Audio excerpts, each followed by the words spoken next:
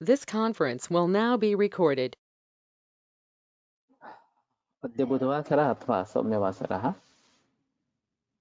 भाद्रपद शुद्ध त्रयोदशी दिनांक 27 सप्टेंबर 2023 योग सूत्र मूकं करोति वाचालं पंगुं लंघयते गिरिं यत्कृपातमहं वन्दे परमानन्दमाधवम् अपि स्वशक्त्या तपसि प्रवर्तसे शरीरमाद्यं खलु धर्मसाधनं कनिष्ठिकाधिष्ठितकालिदासो यदुक्तवान् तद् अहमत्र वक्ष्ये उद्दिष्टमायुर्वेदस्य स्वस्थस्य स्वास्थ्यरक्षणम् आतुरे रोगमुक्तिश्च द्वयमेतत् प्रयुज्यते योगशास्त्रेऽधुना किन्तु न तस्य प्रयोजनं द्वयोर्मोक्षप्राप्तिः स्यात् योगो मोक्षप्रवर्तकः स्वास्थ्यं च रोगमुक्तिश्च मोक्षप्राप्तिस्तथैव च सम्यगध्ययनेनैव आयुर्योगस्य तद्भवेत्।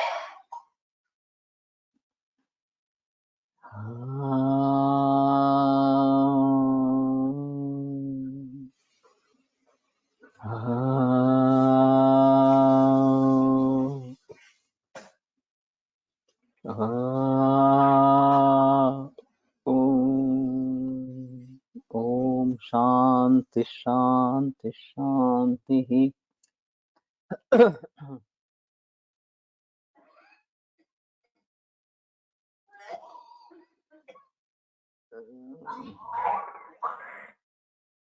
प्रथमोऽध्यायः समाधिपादः। अथ योगानुशासनं योगश्चित्तवृत्तिनिरोधः तदा द्रष्टुस्वरूपैव स्थानं वृत्तिसारूप्यपितरत्र वृत्तयः पञ्चतयः क्लिष्टाः क्लिष्टाः प्रमाणविपर्ययविकल्पनिद्रास्मृतयः प्रत्यक्षानुमानागमाः प्रमाणानि विपर्ययमिथ्याज्ञानम् अतद्रूपप्रतिष्ठम् शब्दज्ञानानुपाती वस्तुशून्यो विकल्पः अभावप्रत्ययालम्बना वृत्तिर्निद्रा अनुभूतविषया सम्प्रमोषः स्मृतिः अभ्यासवैराग्याभ्यां तन्निरोधः तत्र स्थितौ यत्नोऽभ्यासः स तु दीर्घकालनैरन्तर्यसत्कारा सेवितो दृढभूमिः दृष्टानुश्रविकविषयवितृष्णस्य वशीकारसंज्ञा वैराग्यं तत्परं पुरुषख्यातिर्गुणवैतृष्ण्यं वितर्कविचारानन्दास्मितारूपानुगमात् सम्प्रज्ञातः विरामप्रत्ययाभ्यासपूर्वः संस्कारशेषोऽन्यः बहुप्रत्ययो विदेह प्रकृतिलयानां श्रद्धावीर्यस्मृतिसमाधिप्रज्ञापूर्वक इतरेषां तीव्रसंवेगानाम् आसन्नः मृदुमध्यादिमात्रत्वात् ततोऽपि विशेषः ईश्वरप्रणिधानात् वा क्लेशकर्मविपाकाशयैरपरामृष्टः पुरुषविशेष ईश्वरः तत्र निरतिशयं सार्वज्ञबीजं स पूर्वेषामपि गुरुः कालेनानवच्छेदात् तस्य वाचकः प्रणवः तज्जपस्तदर्थभावनं ततः प्रत्यक्केतनादिगमोऽप्यन्तरायाभावश्च व्याधिस्त्यानसंशयप्रमादालस्याविरतिभ्रान्तिदर्शना लब्धभूमिकत्वानवस्थितत्वानि चित्तविक्षेपास्ते अन्तरायाः दुःखदौर्मनस्याङ्गमे जयत्वश्वासप्रश्वासा विक्षेपसह भुवः तत्प्रतिषेधार्थम् एकतत्त्वाभ्यासः मैत्रीकरुणामुदितोपेक्षाणां सुखदुःखपुण्यापुण्यविषयाणां भावनातश्चित्तप्रसादनम् प्रच्छर्दनविधारणाभ्यां वा प्राणस्य विषयवती वा प्रवृत्तिरुत्पन्ना मनसस्थितिनिबिन्दिनी विशोका वा ज्योतिष्मति वीतरागविषयं वा चित्तं स्वप्ननिद्रा ज्ञानालम्बनं वा यथाभिमतध्यानाद् वा परमाणुपरममहत्त्वान्तोऽस्य वशीकारः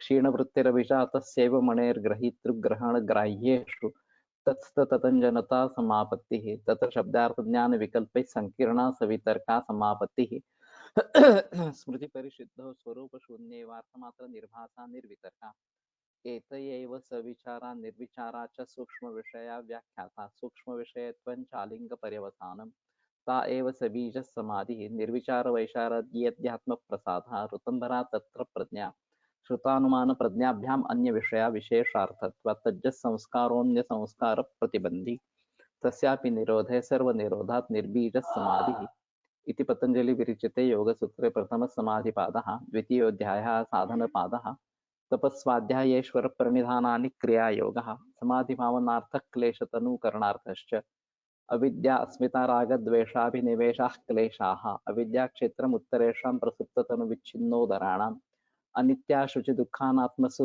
नित्यशुचिसुखात्मख्यातिरविद्या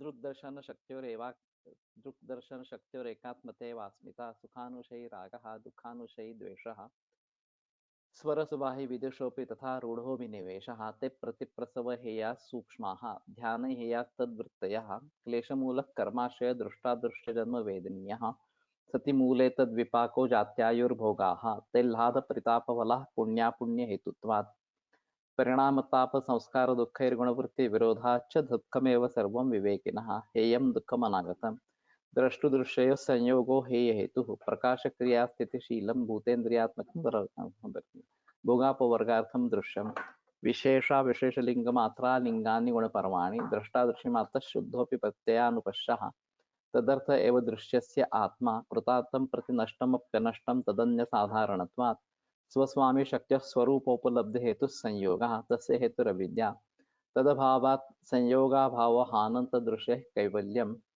विवेकख्यातिरविप्लवहानोपायः तस्य सप्तधा प्रान्तभूमिप्रज्ञा योगाङ्गानुष्ठानात् अशुद्धिक्षये ज्ञानदीप्तिराविवेकख्यातेः यम नियम आसन प्राणायाम प्रत्याहार धारणा ध्यान समाधय अष्टावंगानि अहिंसा सत्यास्तेय ब्रह्मचर्या परिग्रह यमाः जाति देश काल समयानुवच्छिन्नः सार्वभौमा महाव्रतम् शौच संतोष तपस्वाध्यायेश्वर प्रणिधानानि नियमाः वितर्क बाधने प्रतिपक्ष भावनम् वितर्का हिंसादयः कृतकारितानुमोदिता लोभ क्रोध मोह पूर्वका मृदुर्मध्यादि मात्रा दुःखा ज्ञानानंत फला इति प्रतिपक्ष भावनम् अहिंसा प्रतिष्ठायां तत्सन्निधौ वैरत्यागः सत्य प्रतिष्ठायां क्रियाफलाश्रयत्वम् अस्तेय प्रतिष्ठायां सर्वरत्नोपस्थान ब्रह्मचर्य प्रतिष्ठायां वीर्यलाभः अपरिग्रह स्थैर्य जन्म कथनता संबोधः शौचात् स्वाङ्गजुगुप्सा परैर संसर्गः सत्त्वशुद्धि सौमनस्यैकाग्रेन्द्रिय जयात्मदर्शन योग्यत्वानि च संतोषात् अनुत्तम सुखलाभः कायेन्द्रिय सिद्धिरशुद्धि क्षयात् तपसः स्वाध्यायात् इष्टदेवता संप्रयोगः समाधि सिद्धिरीश्वर प्रणिधानात् स्थिरसुखमासनं प्रयत्नशैथिल्यानन्त समापत्तिभ्यां ततो द्वन्द्वानभिघातः तस्मिन् सति श्वास प्रश्वासयोर्गतिविच्छेदः प्राणायामः बाह्याभ्यन्तरस्तम्भवृत्तिर्देशकालसंख्याभिः परिदृष्टो दीर्घसूक्ष्मः बाह्याभ्यंतर विषयाक्षेपी चतुर्था तत क्षीयते प्रकाशावरणं धारणासु च योग्यता मनसा स्वविषया संप्रयोगे चित्तस्वरूपानुकार इवेन्द्रियाणां प्रत्याहारः ततः परमावश्यते इन्द्रियाणाम् इति पतञ्जलि विरचिते योगसूत्रे द्वितीय साधनपादः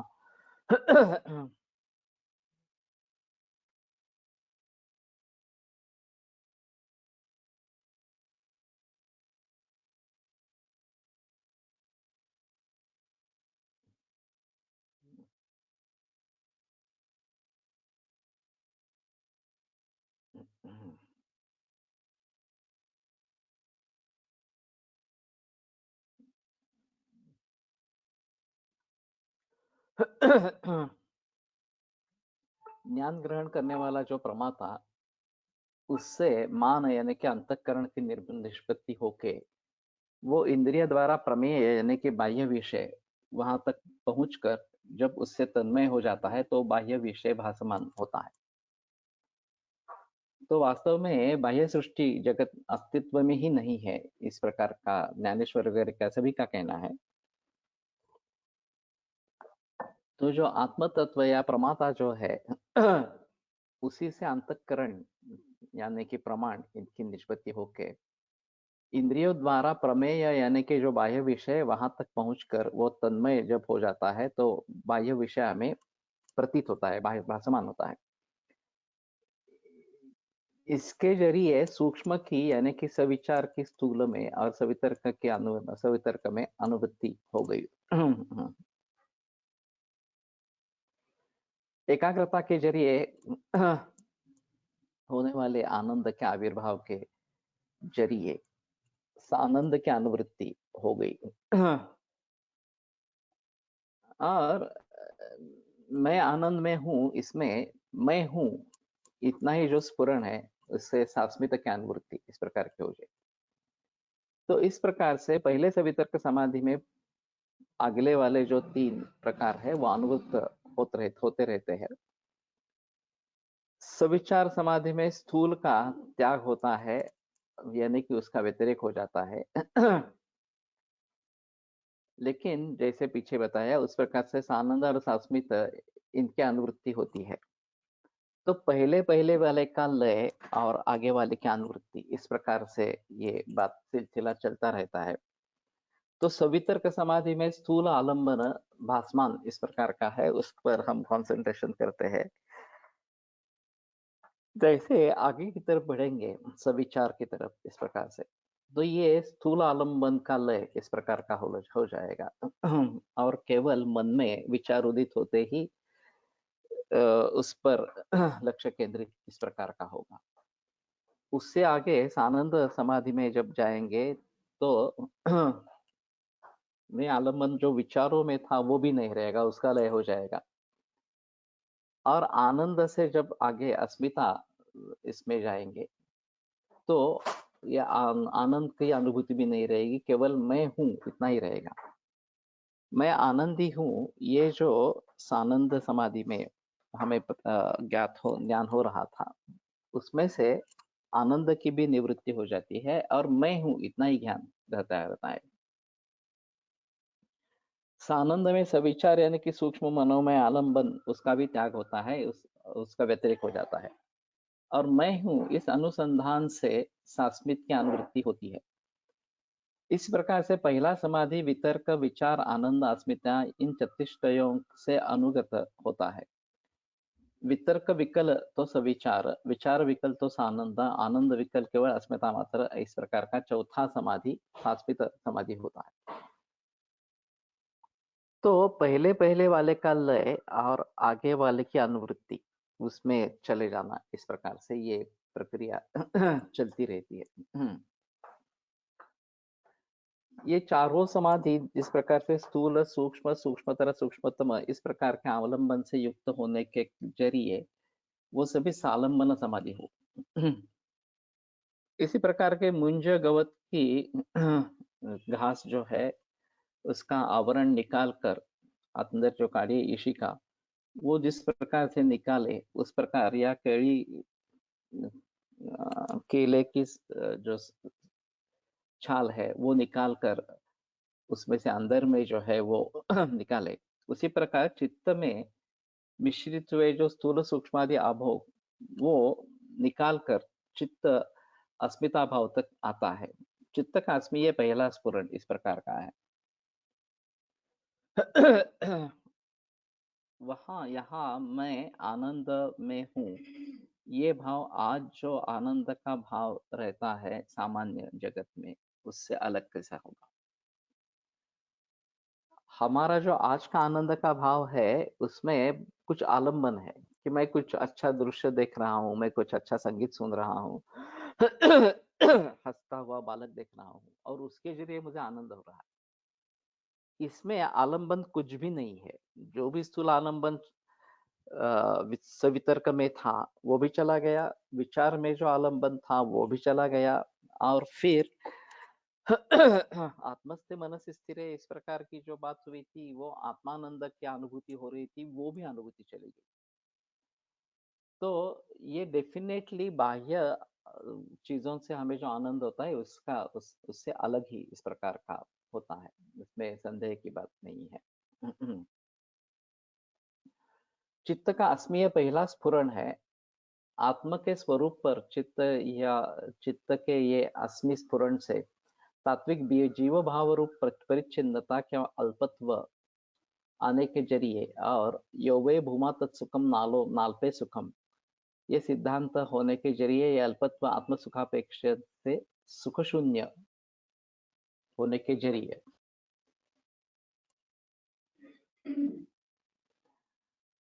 अभी निसार ने एक मुद्दा उपस्थित किया था कि स्फुरण यानी कि क्या है इस प्रकार से। मुझे लगता है कि जैसे वेव थेरेपी और क्वांटम थेरेपी ये प्रकाश के बारे में बताई जाती है, दोनों तुल्य बल इस प्रकार के हैं, दोनों प्रचलन में है। तो क्वांटम थेरेपी यानी कि उसके प्रकाश के कण है इस प्रकार से। ये द्रव्य रूप वस्तु रूप इस प्रकार के है, और फिर जो शास्त्रों में लिखा है कि ये द्रव्य इस प्रकार का माना जाएगा, और तेज महाभूत के परमाणु होते हैं वगैरह वगैरह इस प्रकार से। दूसरी जो वेव थेरेपी है कि ये शक्ति स्वरूप है इस प्रकार से। तो मुझे लगता है कि ये शक्ति स्वरूप होना ये शायद यहाँ पे अपेक्षित इस प्रकार का होगा कि जो पहला स्फुरण जो बताते हैं वो शक्ति उसमें है या ये शक्ति स्वरूप है, इसलिए ये पहला स्फुरण इस प्रकार का होगा। और फिर ये बहस काफी सालों से या हजारों सालों से चलती आ रही है कि मूल क्या है, द्रव्य है या शक्ति है।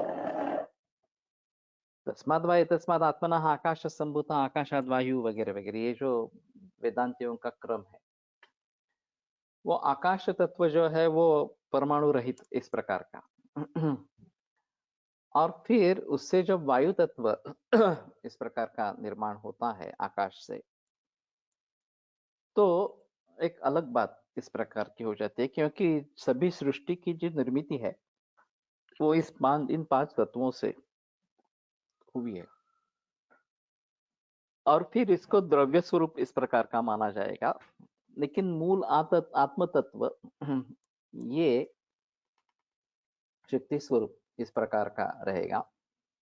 उससे उत्पन्न होने वाला आकाश ये बीच वाली अवस्था इस प्रकार की कुछ होगी। फिर भी आकाश को द्रव्य माना गया है। और आगे वायु वगैरह से तो परमाणु निर्माण होते हैं, आकाश के परमाणु नहीं है लेकिन वायु वगैरह के तो परमाणु है इस प्रकार से। तो ये पहला जो स्फुरण है शक्ति का स्फुरण इस प्रकार का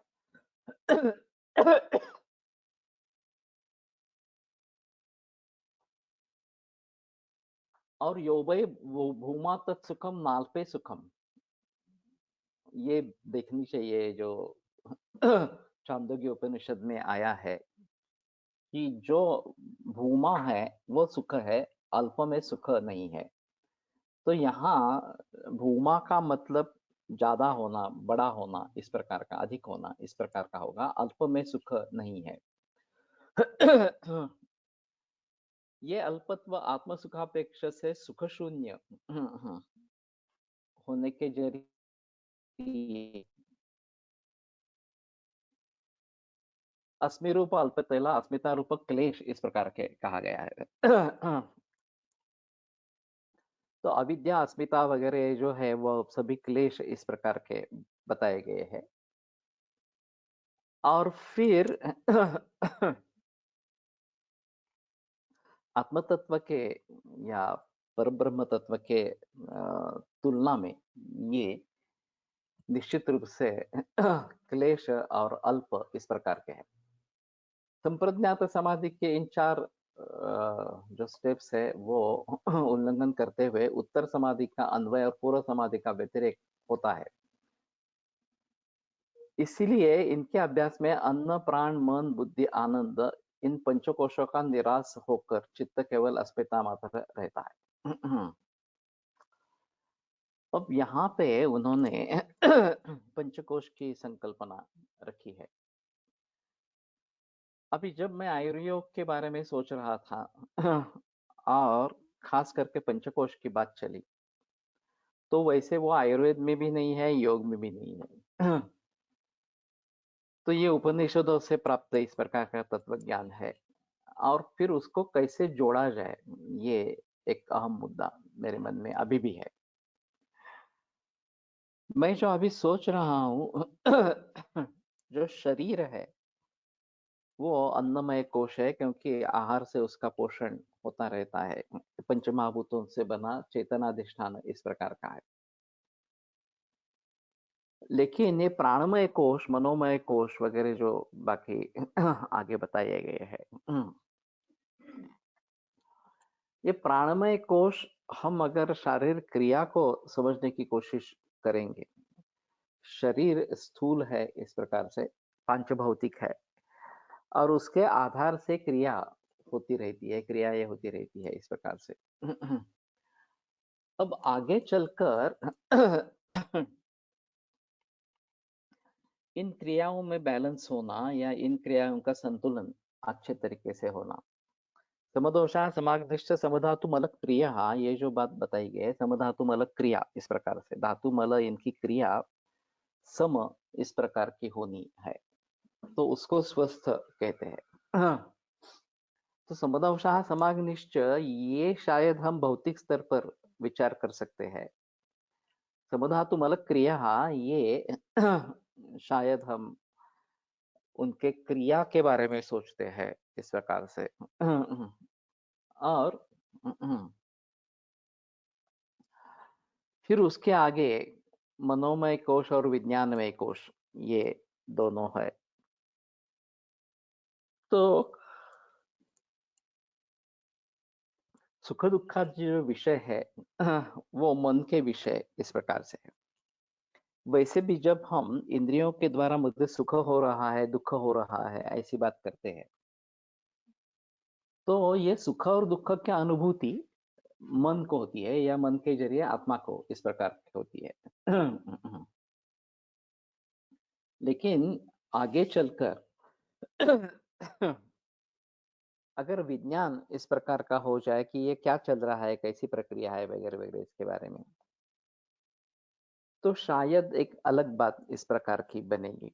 मैंने व्यावहारिक स्तर पर उतरकर उसके बारे में थोड़ा सोचा है कि हमें हमारी जो ज्ञान की प्रक्रिया है वो गर्भावस्था से लेकर चालू रहती है, और खास करके बाल्यावस्था में माँ पिता और नाना नानी दादा दादी वगैरह या बाकी अन्य रिश्तेदार, ये हमारे ज्ञान की प्रक्रिया को वृद्धिंगत करते रहते हैं, और ये सभी ज्ञान कंडीशनड इस प्रकार का है कि जो ज्ञान हो रहा है ये इस प्रकार का ज्ञान है, ऐसा हमें बताया जाता है इस प्रकार से। आगे चलकर आत्मज्ञान क्या है, उसकी अनुभूति कैसे लेनी है, ये बातें हो सकती है। और फिर उसके जरिए जब आत्मानंद की अनुभूति इस प्रकार की आएगी, तो हम ये विज्ञानमय कोश से लेकर आनंदमय कोश तक चले जाएंगे। तो अभी लोगों के लिए क्या चाहिए कि उनका जो विचार करने का तरीका है, उनका जो अनुभव इसके बारे में रहा है वो कैसा है, ये अलग होकर देखे इस प्रकार से।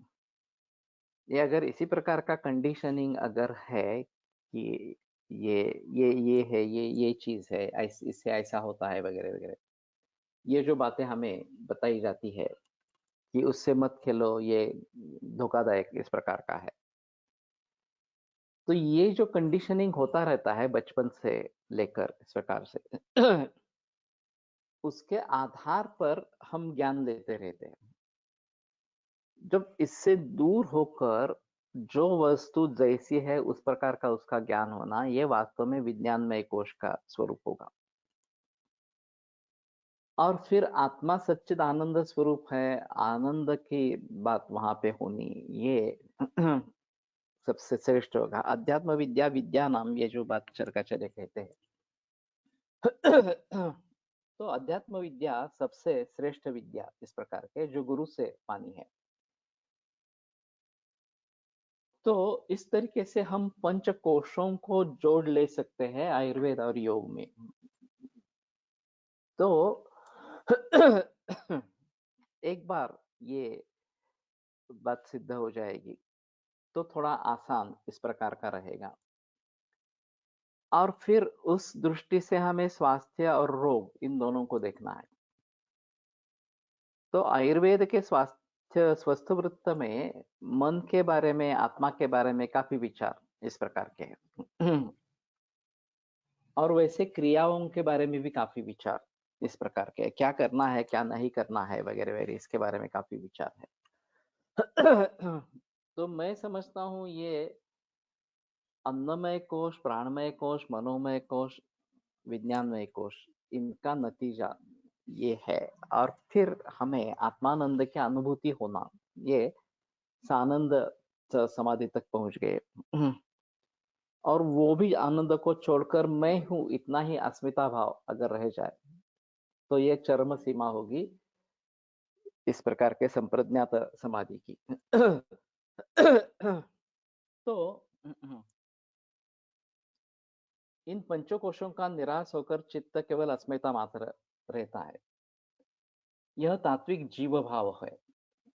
इसके पीछे आनंद समाधि ये आनंदमय कोश होता है और उसके भी पहले त्रिपुटी से युक्त विज्ञानमय कोश होता है। और उसके भी पीछे मन प्राण अन्न ये कोश होते रहते हैं। 4 प्रकार की संप्रज्ञात समाधियों के अभ्यास में ये पंचकोशों का विवेक और निराश इनका अंतर्भाव होता है।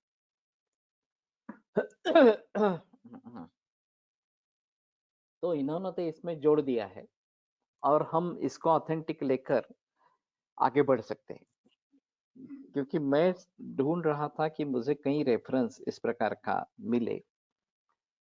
अब ये कोल्हटकर का विवरण है। त्रिपुटी यानी प्रमा प्रमेय और परमात्मा प्रमाता, इस प्रकार से त्रिपुटी है। जो ज्ञेय वस्तु है, ज्ञाता है और ज्ञान है, ये त्रिपुटी इस प्रकार की है। तो इन पंचकोश का विवेक और फिर वो अंतर्धान हो जाना इस प्रकार से चित्त के अगले वाली वृत्ति में मैं हूं ये दिखता है, लेकिन मैं हूं ये स्फुरण प्रथम होने के बाद मैं कौन कैसे कहाँ किसके किसमें इत्यादि कारक उत्पन्न होते रहते हैं। तो सभी तत्वज्ञानों का कहना है कि वो आत्म तत्व की खोज है। मैं कौन हूं? इसकी शुरुआत मैं शरीर हूं इस प्रकार से होती है, क्योंकि मुझे दुख हो रहा है, शरीर में पीड़ा हो रही है, तो मैं शरीर हूं इस प्रकार से। अभी तो ये भी बात है कि मेरे मोबाइल की बैटरी डाउन हो रही है, तो मैं मोबाइल से एकरूप हो जाता हूँ। और हम कहते हैं कि मेरी बैटरी डाउन हो रही है, तुम्हें तुरंत जो बोलना है वो बोलो। वास्तविक मोबाइल की बैटरी डाउन हो रही है, मेरी बैटरी नहीं डाउन हो रही। लेकिन हम एकरूपता किससे प्राप्त करते हैं, इसके आधार पर ये बातें होती रहती है। और शरीर से एकरूपता ये पहला कदम इस प्रकार का है। फिर शरीर को छोड़कर पंच प्राण, इसमें हमारी एकरूपता होना, फिर मनोमय कोश में, फिर विज्ञानमय कोश में और फिर आनंदमय कोश में, इस प्रकार से आगे आगे बढ़ते जाना। तो ये संप्रज्ञात समाधि के सभी 4 अवस्थाएं हैं। तो चित्त की सभी वृत्तियां अस्मि इस भाव के अनंतर उत्पन्न होने के जरिए अस्मिता को ही सर्ववृत्तियों का बीज इस प्रकार का बताया गया है। तो अविद्या अस्मिता राग वगैरह जो है आगे दूसरे साधन पद में बताए गए हैं। और अविद्या क्षेत्र उत्तरेशम, ये जो वेदांत में ब्रह्म सत्यम जगन मिथ्या सर्वम जीवो ब्रह्मैव नापरः, इस प्रकार से कि ब्रह्म ही सत्य है, जगन मिथ्या है इस प्रकार के, और जीव ब्रह्म ही है, दूसरा कोई जीव इस प्रकार का नहीं है, ये बात बताने की कोशिश करते हैं। और फिर सपने का दृष्टांत देते हैं कि हम सपना देख रहे हैं, उसमें हमें लगता है कि हम खा पी रहे हैं, घूम रहे हैं, ये देख रहे हैं, वो देख रहे हैं वगैरह इस प्रकार से, लेकिन जब जग जाते हैं तो पता चलता है अरे तो सपना था इस प्रकार से। इसी प्रकार से ये अविद्या या माया जो है उसके जरिए हमें जगत का भास होता रहता है। और ये अविद्या अगर दूर हो गई तो ये जगत भी दूर हो जाएगा, वो रहेगा ही नहीं इस प्रकार से। ज्ञानेश्वर ने कहा है कि अगाजे झालेची नाही त्याची वार्ता काय पुसशी। जो जगत उत्पन्न हुआ ही नहीं है उसके बारे में क्या पूछते हो तुम, इस प्रकार से। तो इस प्रकार से मुक्त जो योगी रहेंगे उनके हिसाब से कुछ भी नहीं है, केवल आत्म तत्व या परमात्मा, इतनी ही चीज सच्ची है। तो ये जो अस्मिता है कि मैं हूं, इस प्रकार से ये अविद्या उस अस्मितादि क्लेशों का क्षेत्र यानी कि प्रसवभूमि है। अस्मिता आगे वाले जो रागादि क्लेश रूप संसार उसका बीज है। सास्मित समाधि में ये बीज शेष होता है। ये यहाँ तक का जो प्रवास है ये संप्रज्ञात समाधि, ये सबीज समाधि, इसका प्रवास है। अस्मिता क्लेश होने के जरिए वो आलंबन के लिए कैसे योग्य इस प्रकार का रहेगा। अभी यहाँ कुछ शंकाएं उत्पन्न होती है, उनका समाधान करना अवश्य है। सास्मित समाधि में अस्मिता ये चित्त का सूक्ष्मतम आलंबन होता है, ऐसे ऊपर बताया गया है। यहाँ तक आने के लिए साधक को आवश्यक इस प्रकार का रहता है और दीर्घकालीन अभ्यास और बड़े मानसिक श्रम का ये काम है, ये निसंशय है। क्योंकि स्थूल आलंबनों का त्याग करते करते सूक्ष्मतर सूक्ष्मतम इस प्रकार से आलंबन पर चित्त स्थित करना, एकाग्र करना, ये इस प्रकार की बात होती है। असंप्रज्ञात समाधि के पूर्व ये जो सास्मित समाधि, यहाँ तक संप्रज्ञात समाधि में साधक जब आ जाता है तो आगे 5.2 सूत्र 3 में अस्मिता ये पंच क्लेशों में से एक क्लेश करके बताया गया है।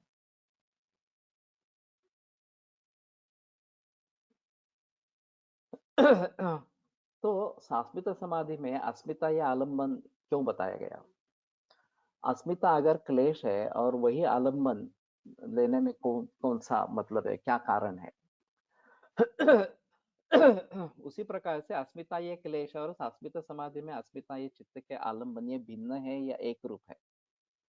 भिन्न है तो स्वरूप कैसे अलग है, और एक रूप है तो उस आलंबन पर चित्त एकाग्र करके साधक ने शाश्वत समाधि में क्या प्राप्त किया, संपादन किया, ये सभी सवाल अभी खड़े किए गए हैं। अगर अस्मिता ये क्लेश है तो क्लेश या हमारा आलंबन कैसे बनेगा इस प्रकार से, ये गलत नहीं क्या होगा?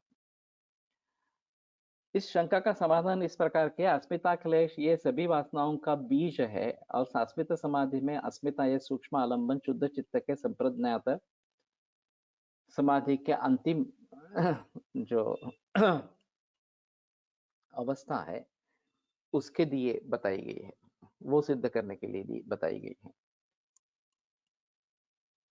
तो चित्त को संप्रज्ञात समाधि की जो अग्रिम अवस्था, अंतिम अवस्था, वहां तक पहुंचने के लिए ये अस्मिता ये आलंबन दिया गया है। इसमें से ये इन दो अस्मिताओं में भेद है, ये स्पष्ट है।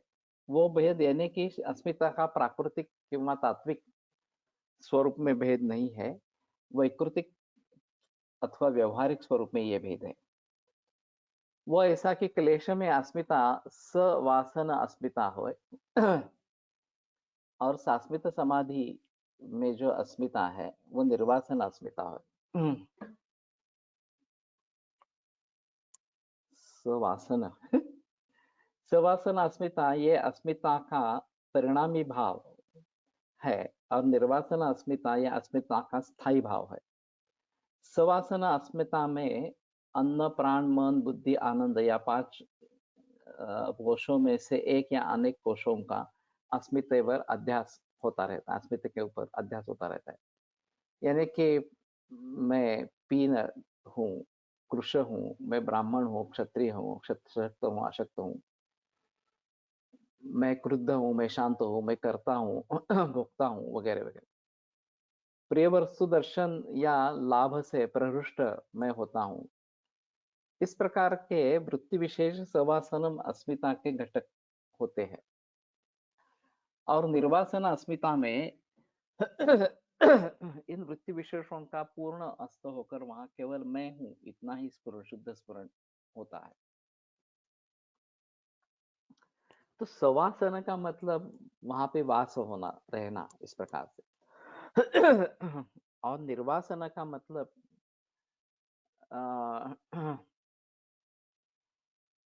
मैं हूँ इतना ही, ये बाकी जो अभी वृत्तियां है, वृत्ति विशेष है, ये सभी सवासना इस प्रकार के अस्मिता के स्फुरण में होते हैं। सवासना अस्मिता ये अस्मिता का परिणामी भाव होकर निर्वासना अस्मिता ये अस्मिता का स्थायी भाव।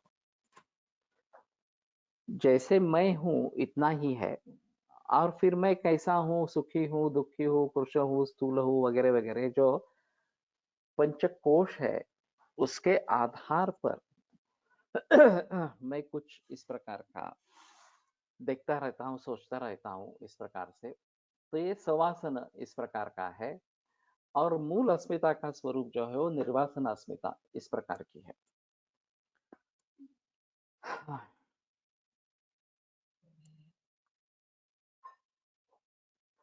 मुझे लगता है कि ये कंडीशनल नॉलेज जैसा ही हो गया। मूल जो अस्मिता है वो निर्वासन इस प्रकार की है, शुद्ध स्वरूप में है, और फिर हम जिससे उसको जोड़ेंगे, जिन वृत्तियों से हम एकरूपता पाएंगे, उनके जरिए मैं स्थूल हूँ, मैं पुरुष हूँ, मैं ब्राह्मण हूँ, क्षत्रिय हूँ, वगैरह वगैरह इस प्रकार से वृत्ति विशेष का ज्ञान होता रहेगा, और चित्त जो है वो उन वृत्ति विशेष में रहेगा। जब सवितर्क, सविचार, सास्मित, आनंद और सास्मित, इनके जरिए संप्रज्ञात समाधि में हम आगे बढ़ते रहेंगे, तो धीरे धीरे ये सभी वृत्तियों का लय होता जाएगा। और जो पंचकोश है उसका भी लय हो जाएगा। तो केवल ब्रह्म तत्व का अस्तित्व है, यहां तक हम पहुंचेंगे इसके जरिए, और यही शुद्ध स्फुरण होता है। और अस्मिता का ये शुद्ध स्फुरण सस्मित समाधि में आलंबन के लिए लेने के लिए बताया गया है। अस्मिता ये क्लेश इस प्रकार से जहां बताया गया है, वहां उसके यहाँ क्लेशत्व आने का मुख्य कारण, यानी कि अस्मिता में अनेक वासनाओं का सम्मिश्र भाव होता है, लेकिन समाधि में आलंबन, समाधि का आलंबन इस प्रकार से यहाँ जहाँ पे अस्मिता बताई जाती है, वहां अस्मिता में अनेक वासनाओं का, यानी कि अध्यासों का निर्मूलन करते करते अस्मिता का जो शुद्ध स्वरूप है वो आलंबन के जरिए ग्राह्य है। ये दो अस्मिता में भेद है, यानी कि क्लेश रूप अस्मिता मूल तात्विक सास्मित भाव में अनेक वासनाओं का सम्मिश्रण होता है, लेकिन आलंबनार्थ विहित अस्मिता इस प्रकार के किसी वासनाओं का अस्तित्व नहीं होता। तो मूल मुद्दा एक रूपता का है। जब हम सवितर्क से आरंभ करते हैं तो कुछ आलंबन लेते हैं, और उसमें अस्मिता ये भाव है ही, लेकिन मेरा तादात्म्य उस मूर्ति से, उस चित्र से इस प्रकार का है। सविचार में बाह्य आलंबन नहीं है, फिर भी मेरा तादात्म्य केवल मन से ही उसमें हो जाता है। शायद हम मनोमय कोश की बात कर सकते हैं। फिर आगे चलकर आनंद की अनुभूति जब होने लगती है, तो आत्मस्थ मन से स्थिर इस प्रकार की बात कही जाती है। आत्मा में मन स्थिर इस प्रकार का हो जाता है, और फिर भी एक क्लेश इस प्रकार का है। ये भी अनुभूति अगर चली जाती है, जो आनंदमय कोश इस प्रकार का है, बीच में ये प्राणमय कोश और विज्ञानमय कोश, ये दोनों भी रहेंगे इस प्रकार से। और जब हम आनंदमय कोश में उतर आते हैं, तो फिर भी मैं आनंदी हूँ इस प्रकार की अनुभूति रहती है, मेरी चित्तवृत्ति उस आनंद से जुड़ी रहती है। ये भी आलंबन अगर छूट गया, मैं हूँ इतना ही अगर अस्मिता भाव रह गया, तो ये निस्संशय क्लेश नहीं है।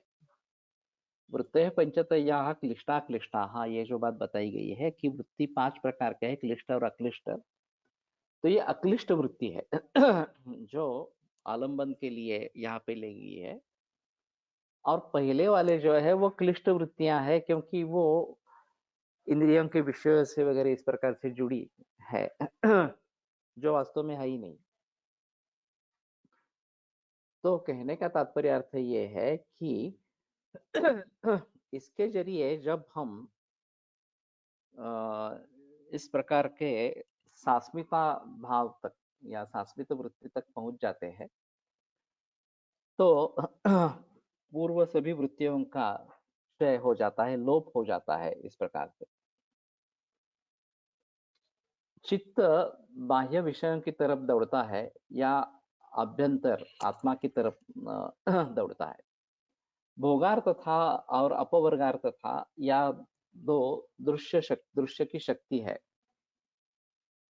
उसमें भोगार्थ था के समय में चित्त भोग के लिए बाह्य दृश्यों की तरफ धावता रहता है, दौड़ता रहता है, और वो बहिर्मुख होता है। अपवर्गार्थता के लिए, मोक्ष के लिए जब ये दौड़ता है तो वो आत्मा की तरफ दौड़ता है और फिर अंतर्मुख हो जाता है। चित्त की इस अंतर्मुखता और बहिर्मुखता, इन दोनों का संधि प्रदेश यानी कि अस्मिता भाव। इन दोनों अवस्थाओं में अस्मिता का तात्विक स्वरूप वही है, लेकिन व्यावहारिक स्वरूप मात्र भिन्न हो जाता है। बहिर्मुखता के काल, बहिर्मुखता के समय में अस्मिता भाव उदित होते ही उसमें ऊपर वर्णित जो अनंत वासना वृत्ति है उनका सम्मिश्रण होता रहता है, और समाधि काल में शुद्ध अस्मिता इस आलंबन से एकदम निरालंबन इस प्रकार के असंप्रज्ञात समाधि में जाना होता है। एक छोटा सा दृष्टांत देख के ये बात स्पष्ट करते हैं। एक ऋण को, साहूकार का ऋण कैसे देना, इस विवंचना में होते हुए अपने घर से बाहर निकलता है। सुदैव से कोई आप्त उसको मिलता है और वो उसको ऋण मुक्त करता है। फिर से वो आनंदित होकर अपने घर में प्रवेश करता है, और बाहर जाते वक्त और आते वक्त उसको घर के द्वार में आना ही होता है। लेकिन बाहर जाते वक्त वो ऋण को होता है और आते वक्त ऋण मुक्त होता है। हर समय में द्वार में प्रवेश आवश्यक ही है, किंतु हर समय की मनस्थिति भिन्न होती है। इसी प्रकार भोगार्थता के काल में चित्त अस्मिता से क्लेश युक्त होकर विषयों की तरफ दौड़ता है। अपवर्गार्थता के समय में वो क्लेश मुक्त होकर फिर अस्मिता में वापस आया होता है, और वहां से असंप्रज्ञात समाधि में प्रवेश करता है।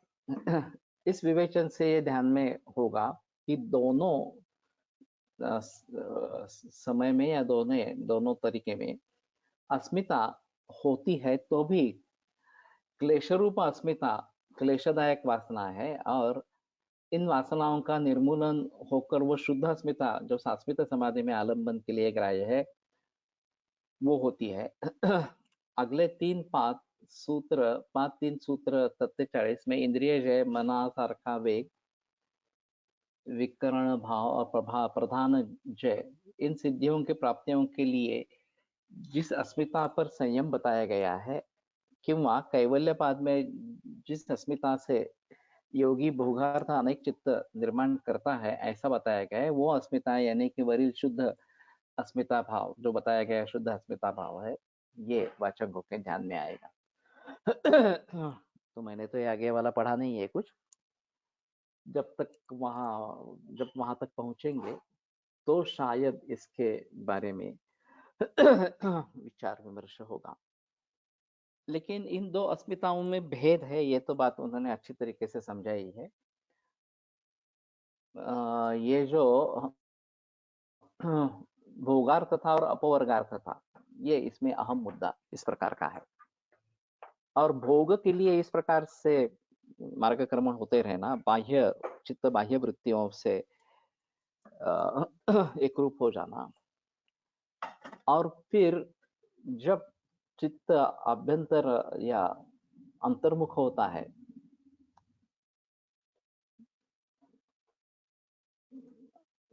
तो अंतर्मुख होकर आत्मा के यहाँ स्थिर होता है, आनंद की अनुभूति लेता है, और उसके आगे केवल अस्मिता भाव इस प्रकार का रहता है। विराम प्रत्याभ्यास पूर्वा संस्कार शेषोन्य, तो नया सूत्र है, अगले बुधवार को इसको लेकर आगे बढ़ेंगे।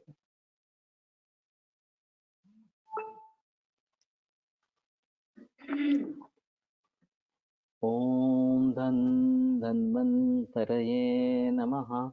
ओम धन धन्वन्तरये नमः। ओम धन धन्वन्तरये नमः। ओम धन धन्वन्तरये नमः। ओम धन धन्वन्तरये नमः। ओम धन धन्वन्तरये नमः। ओम धन धन्वन्तरये नमः।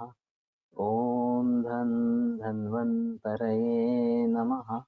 ओम धन धन्वन्तरये नमः। ओम धन धन्वन्तरये नमः।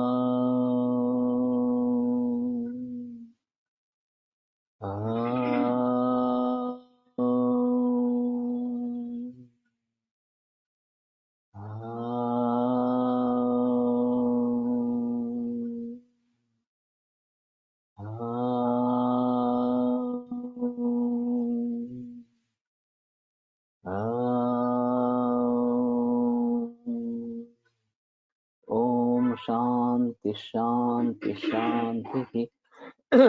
कल का लेक्चर मैं नहीं लूंगा, शुक्रवार को कोशिश करेंगे, लेकिन ये इंटरनेट कनेक्टिविटी कैसे रहती है उसके आधार पर ये थोड़ा सा रहेगा।